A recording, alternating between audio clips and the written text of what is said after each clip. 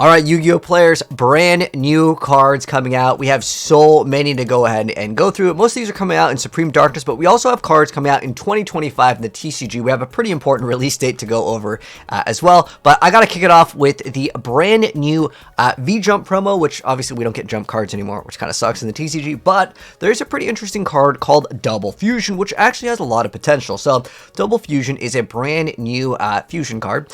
It's going to be a normal spell, though. It says pay 500 life points to fusion summon one fusion monster from your extra deck using monsters from your hand or field as material. Then you can fusion summon one fusion monster from your extra deck using monsters from your hand or field as material. So basically, you get to use another card as kind of a stepping stone that requires something. Usually there's a lot of probably hero cards with that, but this actually has huge potential. I'm curious to know what cards can you actually bring out that would be pretty busted with this, because I actually think that this card is really, really good. The only downside, though, I wish that this other secondary effect where it says fusion summon a fusion monster from your extra deck, this part I wish it was using monsters from your graveyard. That is what keyword would have made this card like super busted over here. But nonetheless, I'm gonna go next up into the Atlanteans card, because you know I'm a huge fan of the Mermails and Atlanteans. So these are also coming out in Supreme Darkness. So first off, we have the new Poseidra. Okay, I mean Poseidra kind of works side with the like water support. So let's see, Poseidra, the rumbling Atlantean water sea serpent. So it's a level 7, 2800 attack. It says you can only use the first and second effect of this card's name each once per turn. So the first part is send a other water monster from your hand or face up on the field to the graveyard to special summon this card from your hand. That's a pretty good effect. If this card is normal or special, you get to send another Atlantean or Mermail monster from your deck to the graveyard. Well, they actually just straight up added Mermails to the Atlanteans, or the Poseidras, but Poseidras usually with Atlanteans. But that's a huge effect already. Then target an opponent card your opponent controls and return it to the hand. Okay, and the third effect is your opponent's monsters can't target this card for attacks while you control a monster other than Poseidra, the Rumbling Atlantean. Okay, so at the end of the day, what do I think this card's good for? I mean, you can go into the Xyz, I forgot that card's name, was like the Poseidon King, right? Basically, that's what I would say that this card is really used for. It's and this effect, but the fact that your opponents can't target cards for attacks, whatever. If it made it so you couldn't target them with effects either, then maybe. But still a pretty solid card, though, overall. Again, it's more of a stepping stone, and then you get to dump some stuff and get all the bonuses. Next up, we have Trite, the Atlantean Spirit. So this is now a rank 7, 2100, and it's a water sea server, and it does require water monsters, so it's not generic. It says that you can only use the first and third effect of its card's name each once per turn. So the first part is if this card succeeds summon, you can target one level 7 or lower fish or aqua monster in your graveyard special summon. Wow, bringing back our card already. That's like pretty solid. Second part is water monsters you control gain 3 in attack and defense for each material attached to this card. I mean, I guess it comes out like 2,700. And then the third part is you attach a material from this deck to set an abyss trap from your deck. Okay, so basically, you make this card, you get back another 7, and then you can make another thing, and then you can go for what, Abyss Sphere? Do people even play that? I wish it was like a spell, because then you can at least go for the one that negates like the monster effects, or the, I think it's like it negates a spell, but I believe you don't even get control over what, okay, I gotta double check on this card effect real quick, because it's been so long since I've seen those, but it's like the, what is it, the Abyss, trap. I believe the only target that people played was like the Abyss Sphere, right? Because it has to be a trap. Oh, you know what? People did play Scored at one point, but I'm pretty sure this was the only one. I guess we're also getting another one. Okay, hold on. Maybe this is the card that you'll actually play, because, again, from the top of my head, Sphere was like the main one that we played back in the day. Anyways, Abyss Team is a normal trap card. It says you can only use the first and second effects of this card's name each once per turn. So the first part is draw cards equal to the number of different types among fish, sea serpent, and or aqua monsters you control. Also, you cannot special summon from the extra deck until the end of your next turn after this card resolves, except for water monsters. So pretty big downside, but I mean, if you could draw what, if fish, sea serpent, and aqua monster, that means you could potentially draw 3. That's a +2, but it is, again, a trap card. But there is another bonus. The second part is if a face-up water monster you control is destroyed by battle or card effect while this card's in your graveyard, you can banish it to add 1 Mermail monster from your graveyard or banishment to your hand. What? That is a pretty insane effect, but like, I mean, you usually will still go +1 with this, and then since this card already brings back another one, I mean, it might not be that bad. Again, most of the times with Mermail, the thing that made this deck so good is like you reveal killed Megalo and it was game. You realistically can't do that against a board that exists in modern Yu-Gi-Oh! Unless, you know, again, you would already have won playing like any other archetype if that effect goes through, right? But again, modern Yu-Gi-Oh! A little bit different. But as far as it goes, it's not bad support though, at least. Like, you know, it's usable. Next up though, we're going to be taking a look at the new Tenyi archetype. Man, so many things are coming out in Suda. It's looking like a pretty good set. So we have Tenyi Spirit Sura, which is a light worm tuner effect, 1600 attack, level 4. You can only use the first and second effects of this card's name each once per turn. So the first part is, if you control a worm monster or a non-effect monster, you can special this card from your hand. Okay, and then the second part is, if this card is sent to the graveyard as a synchro monster or synchro material for a war monster, you special one Tenyi link monster from your extra deck. It cannot be used as link material, and then you lose life points. Okay, well, it brings out a card.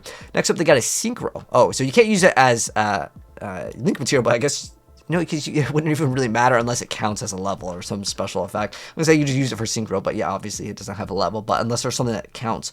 Next up, we have the Tenyi Spirit Mula Adhara, which is a light worm synchro effect, level 8, 3000 attack, tuner and a non-tuner, and it says you can only use the first effect of this card's name once per turn. So it is definitely a generic. So it's synchro summon, you have 2 or more worm monsters in your graveyard or banishment. You can add a field spell. Okay, like, you know what I noticed with Yu-Gi-Oh? They always like ban these sort of field spell like searchers. This is pretty good already, considering obviously if you're playing a deck that can synchro for it and you're playing worms, that is actually an insane effect, just being able to search out a field spell. Again, usually those cards just straight up just get banned in the game. And then this card gains these effects while there is a non-effect monster on the field. So it can't be destroyed by your opponent's card effects. Your opponent cannot target it with card effects, and you can make a second attack during each battle phase. I think the way that this will probably be utilized is someone will figure out some sort of combo, make this, they go for something, whether it's Black Garden or something. Again, a lot of decks that have field spell like searchers that are like very, very fast, which is synchroing, and it is generic. But you do have to have 2 or more worms. That's the thing that may make it a little bit more difficult, but hey, people will figure it out. And then next up, we have the Eternal Perfection of the Tenyi, which is a field spell. So you can only activate 1 card of this card's name per turn. You can only use the second effect of this card's name once per turn. So the first part is, when this card resolves, you get to add 1 vessel of the Dragon Cycle or Heavenly Dragon Cycle, or Circle, from your deck to your hand. Second part is, you contribute a worm monster, target a monster in the field, and destroy it.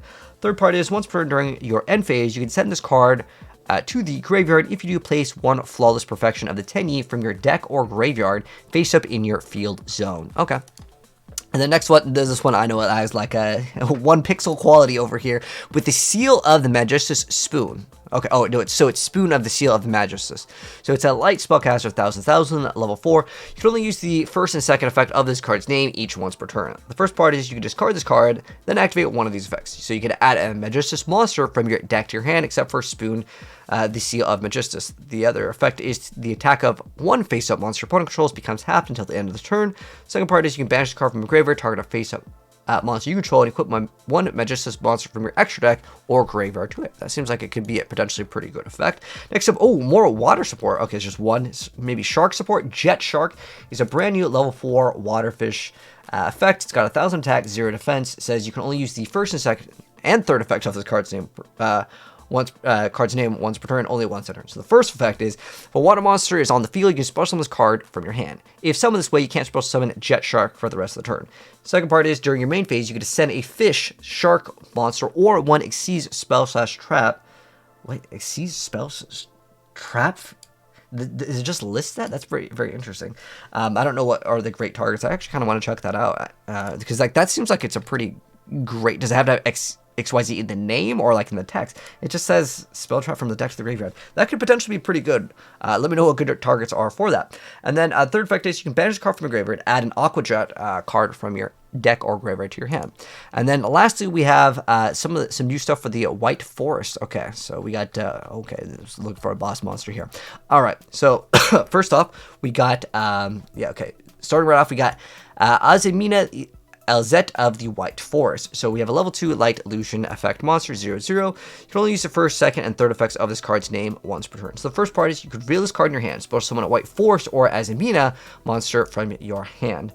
Second part is, during your main phase, you can fusion summon 1 Azemina fusion monster from your extra deck using monsters from your hand or field as material. Third part is, if this card is sent to the graveyard as single material, you get to add 1 Sinful Spoils a card from your deck to your hand. Okay, pretty solid. Then we got a quick play called Sinful Spoils of the White Forest quick play. So it says you can only use the first and second effect of this card's name each once per turn. So the first part is you control a fiend, illusion, or spellcaster monster. You can activate one of these effects. Special summon one fiend, illusion, or spellcaster monster from your hand. Fusion summon one fused monster from your extra deck using monsters from your hand or field as material. The second part is if this card is sent to the graveyard to activate a monster's effect, you can set this card, so you don't really lose out on as part of like archetype. Then we have play of the Diabell, which is a quick play spell card that says you can only use the first, second effects of this card's name each once per turn. So the first part is if a spell / trap is sent to the graveyard to activate a card or effect, you get to send one illusion or spellcaster monster from your hand, deck, or extra deck to the graveyard. Well, that's pretty nice. And then you have during your main phase, you can banish 3 spells / traps from your graveyard, including this card, to special summon a Diabell monster from your hand or graveyard. Wish it was the deck too, but you know, still pretty decent. Then we have another quick play called Like the Diabell, which is a quick play spell that says you can only use the first and second effects of this card's name each once per turn. So the first part is if a spell / trap is sent to the graveyard by a card effect, you get to set one spell / trap from your hand or graveyard, but it cannot be activated this turn. Second part is during your main phase, you can just banish 3 spells / trap from your graveyard, including this card, to special summon a Diabell monster from your hand or graveyard. Then we have the Sinful Spoils Awakening, which is a trap card. It says you can only use the first one of the first and second effects of this card's name per turn, and only once that turn. So the first part is if you control a level 5 or higher illusion monster and your opponent controls 3 or more monsters, target up to 3 cards they control and return them out. Wow, that is pretty dang good if you're going to get that effect off. The second part is if you control a level 5 or higher illusion monster and this card is in your graveyard, you can set this card but banish it when it leaves the field. Maybe you could reset it, but let me know guys' thoughts on any of the cards. If you guys enjoyed the video, drop a like on it. If you're new here, hit subscribe, turn that bell so you don't miss out when we cover more new Yu-Gi-Oh cards. We gotta get gameplay of that more Atlantean stuff though. We'll do that eventually, Kappa. Anyways, I'll catch you guys in the next video. Oh wait, because I lied. Not that. This is one thing that I forgot to go over. This is an important release date, guys. So on February 6th, 2025, that is when the new structure deck Blue Eyes of White Destiny, which I'm sure will be very popular and everyone and their grandma is going to be buying this. Very cool stuff indeed. Is it going to be meta though? I don't know. You guys let me know. Obviously, they're going to probably have some like really good chase card in here because, well, they usually do that with Blue Eyes. They'll drop one or two good cards in the structure deck, but that is when this comes out. This is pretty big news. Usually, these things are what gets newer players back in. Anyways, now, thanks for tuning in. I'll catch you guys in the next video. Have a good one. Peace out.